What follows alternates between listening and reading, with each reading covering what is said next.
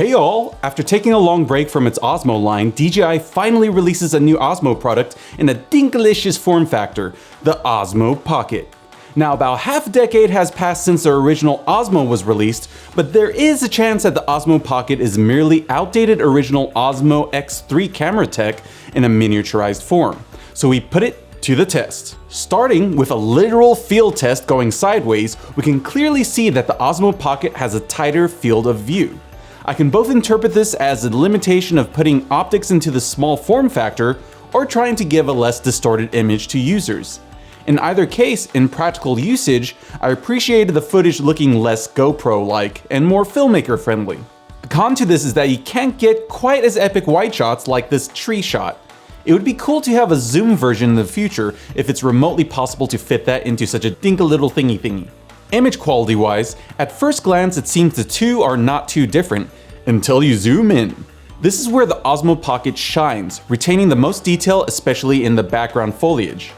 Now note that I mainly shot in Pro mode in super fine recording quality, but even when you go into full auto mode, the Osmo Pocket still stands out in retaining more detail. This is most likely due to higher bit rates or more efficient encoding respectively.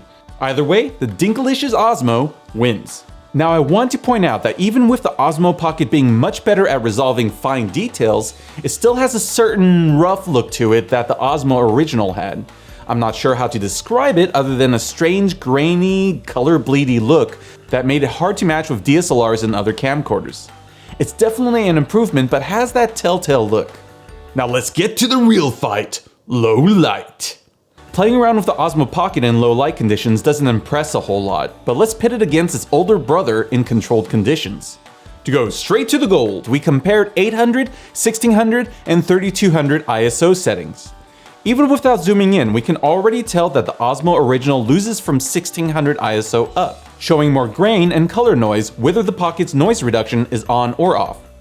But when you zoom in and look at 3200 ISO, the difference in noise is staggering between the two, with the Osmo Pocket being the clear winner. However, it doesn't mean that the Osmo Pocket doesn't also lose. With higher ISOs, you get more color bleed at high chroma contrast points. What may have been a nice clean edge at lower ISOs becomes smudgy watercolor crap at higher ISOs. So while you'll fare better with an Osmo Pocket in low light over the Osmo original, the Pocket is still not a low light champ. In conclusion, these tests show that you're not selling for 2014 camera tech in this tiny new camera. It's actually a decent improvement. But of course, with a totally different form factor, different field of view, and lack of pro picture settings, you can say that we're comparing apples to oranges.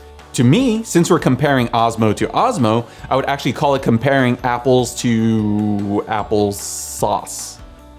Anyway, thanks for watching and remember to like and subscribe. Bye bye.